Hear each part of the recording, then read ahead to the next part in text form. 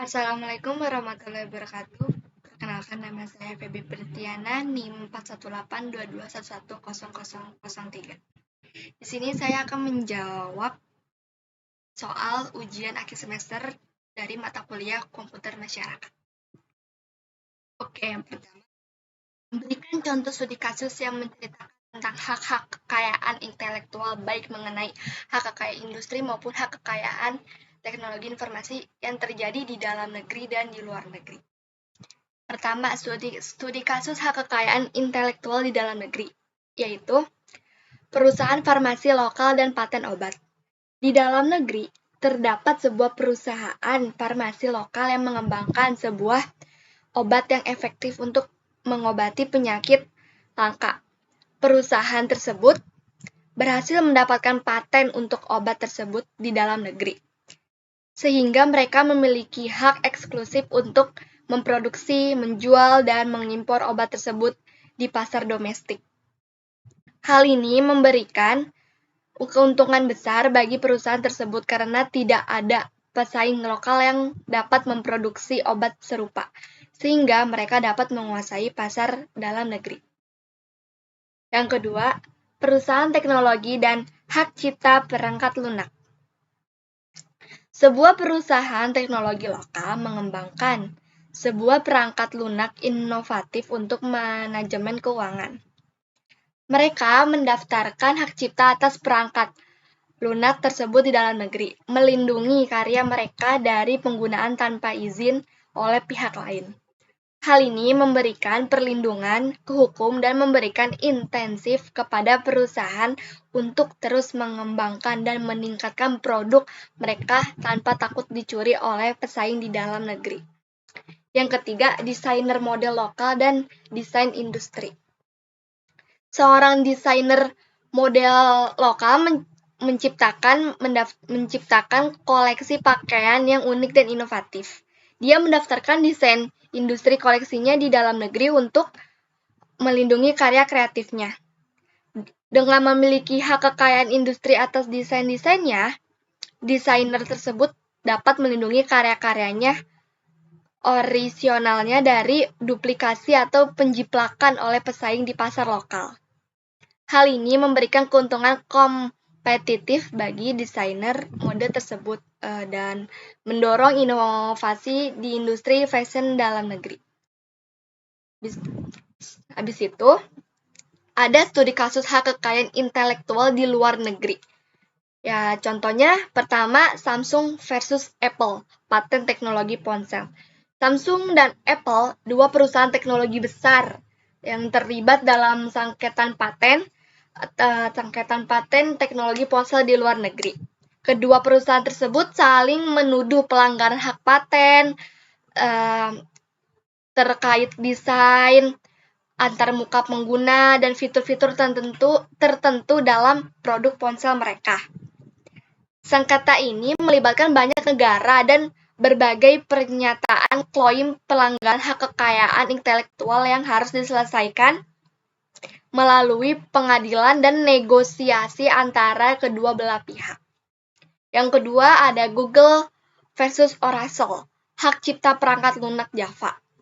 Google dan Oracle terlibat dalam pertempuran hukum di luar negeri terkait hak cipta perangkat lunak Java. Google menggunakan IP Java dalam sistem operasi Android. Mereka tanpa izin dari Oracle, pemilik hak cipta Java. Oracle menuduh pelanggaran hak cipta dan menggugat Google ke pengadilan. Kasus ini menjadi perhatian dunia teknologi dan memiliki implikasi penting bagi industri perangkat lunak dan hak cipta. Yang ketiga itu ada perusahaan desain model terkenal Prancis. Maison de la Mode telah mengembangkan desain pakaian yang unik dan menarik. Namun, mereka menemukan bahwa di Brazil beberapa paritel lokal menjual pakaian yang meniru dan persis dengan desain yang mereka tanpa izin. Maison de la Mode mengajukan permohonan pelanggaran hak cipta ke pengadilan Brazil dan mengambil langkah hukum untuk melindungi hak-hak kekayaan intelektual mereka.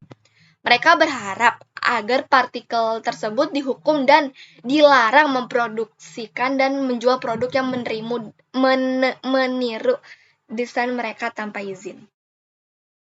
Oke, soal kedua. Apa yang dimaksud dengan plagiarisme dan bagaimana sih cara mencegah plagiarisme? Dan sini saya akan menceritakan 3 buah kasus plagiarisme di dalam negeri maupun luar negeri yang bersentuhan dengan hukum. Plagiarisme adalah tindakan mengambil atau menggunakan ide, karya, atau tulisan orang lain tanpa izin, memberikan pengakuan atau mengakui bahwa itu adalah hasil karya orang lain. Ini termasuk mengandalkan kata-kata, ide, frase, atau bahkan struktur keseluruhan dari sumber asli tanpa memberikan atribusi yang tepat. Plagiarisme dianggap sebagai pelanggaran etika dan dapat memiliki konsekuensi hukum, terutama dalam konteks hak kekayaan intelektual. Bagaimana sih cara mencegah plagiarisme? Itu yang pertama, selalu memberikan atribusi yang jelas dan akurat ketika menggunakan sumber lain dalam tulisan atau karya Anda. Yang kedua, gunakan situs deteksi plagiarisme yang tersedia secara online atau memeriksa karya Anda sebelum diserahkan. Ketiga, pelajari dan pahami etika penulisan serta aturan akademik yang berlaku di institusi pendidikan atau lingkungan kerja Anda. Yang terakhir, lakukan riset yang cermat dan kutip secara benar jika Anda mengambil informasi dari sumber lain. Dan berikut adalah 3 buah kasus plagiarisme yang di dalam negeri atau maupun di luar negeri. Yang pertama, seorang penulis terkenal di Indonesia, Ahmad menerbitkan sebuah buku tentang sejarah nasional yang diklaimnya sebagai hasil peneliti dan tulisan orisinal. Namun kemudian terungkap bahwa sebagian besar isi buku tersebut adalah salinan langsung dari beberapa buku sejarah asing tanpa memberikan atribusi yang tepat. Penulis asli dari buku-buku tersebut mengajukan gugatan hukum terhadap Ahmad atas pelanggaran hak cipta dan plagiarisme. Kasus yang kedua itu seorang mahasiswa di Universitas ABC di Amerika Serikat bernama Lisa mengumpulkan tugas akhir yang diserahkan dalam bentuk makalah ilmiah. Dalam proses pengecekan plagiarisme yang dilakukan oleh universitas, terungkap bahwa sebagian besar isi makalahnya Lisa merupakan salinan langsung dari jurnal ilmiah yang sudah dipublikasikan tanpa memberikan sumber yang jelas. Universitas ABC memberikan sanksi akademik kepada Lisa dan melaporkan kasus tersebut kepada pihak berwenang karena melibatkan pelanggaran hak cipta. Kasus yang ketiga itu sebuah perusahaan desain grafis terkenal di Spanyol. Namanya itu Studi Kreatif menggugat sebuah perusahaan desain rival yaitu Artistic Design atas gugatan plagiarisme. Studio Kreatif menemukan bahwa beberapa karya desainnya dihasilkan oleh Artistic Design sangat mirip dengan karya desain mereka sendiri. Mereka mengajukan tuntutan hukum dengan membawa bukti dan sanksi ahli untuk membuktikan plagiarisme yang dilakukan oleh Artistic Design. Kasus tersebut dibawa ke pengadilan dan hasilnya akan ditentukan oleh hukum yang berlaku. Soal yang ketiga, jelaskan pengertian dari masyarakat informasi dan berikan contoh dalam sebuah studi kasus. Masyarakat informasi mengacu pada perubahan sosial, ekonomi, dan politik yang dihasilkan dari kemajuan teknologi, informasi, dan komunikasi.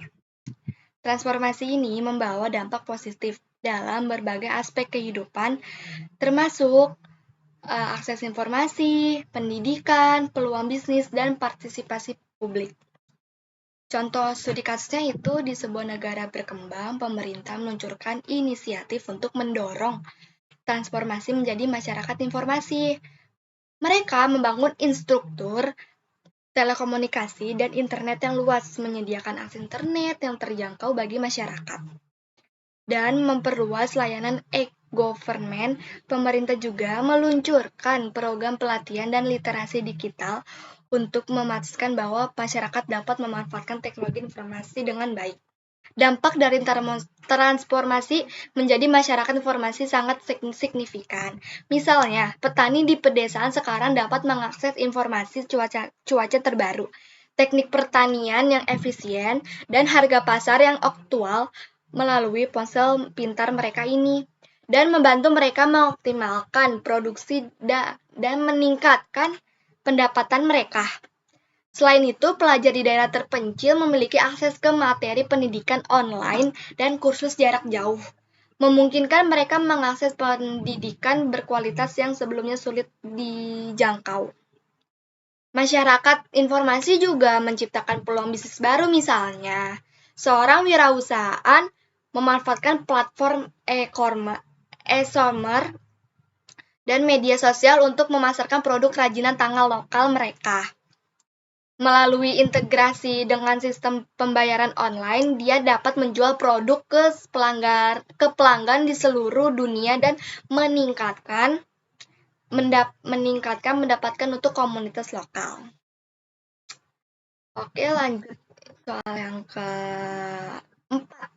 Ceritakan mengenai semua hal tentang diri Anda dengan menggunakan analisis SWOT. Kekuatan saya itu satu, kemampuan bahasa.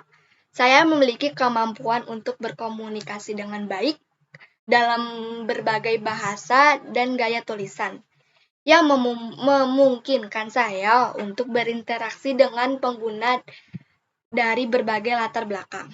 Yang kedua itu pengetahuan yang luas. Saya memiliki akses ke pengetahuan yang luas dan terus diperbarui dalam berbagai topik. Karena saya didukung oleh mesin pembelajaran yang memiliki pembaruan pengetahuan terkini. Yang ketiga, konsisten dan kehandalan.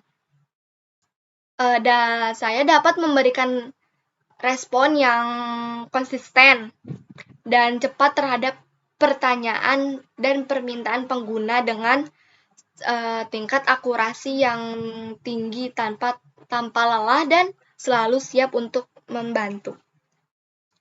Kelemahan. 1. Kurangnya empati emosional. Saya tidak memiliki kemampuan untuk merasakan emosi atau memahami konteks emosional tertentu dengan sempurna, sehingga beberapa aspek komunikasi manusia mungkin tidak terpenuhi. Kedua, keterbatasan pemahaman. Meskipun saya memiliki akses ke banyak pengetahuan, ada situasi kompleks atau konteks yang mungkin sulit bagi saya untuk sepenuhnya memahami atau memberikan jawaban yang relevan. Peluang. 1. Bisa belajar sendiri lewat buku atau internet. Saya bisa belajar sendiri tuh melalui buku, kayak saya baca-baca buku, baca-baca internet, kayak rasa ingin tahu saya, ini apa sih? Saya langsung belajar lewat buku sama internet. Kedua, memiliki niat belajar yang baik. Ketika saya ingin tahu sesuatu, saya pasti akan belajar. Dan ketika saya kurang mengerti sesuatu, kayak contohnya mata kuliah aljabar, saya kurang paham nih, pasti saya akan belajar yang baik, lebih baik lagi untuk mengerti akan pelajaran itu. Ancaman. 1. Teman sebaya yang terlihat lebih ahli. Saya paling, mungkin bahasa sekarang tuh insecure. Saya paling insecure sama temen yang lebih ahli dari saya. Kayak dia lebih pinter dalam membahas suatu materi, atau dia sangat ahli dalam hal yang lain. Itu saya selalu insecure. Kedua, pengaruh lingkungan. Ini sebagian besar ancaman bagi saya, karena lingkungan pertemanan saya juga ya bisa berpengaruh yang buruk asalkan saya tidak mengikuti mereka. Itu ya ancaman bagi saya, pengaruh lingkungan yang buruk bagi saya.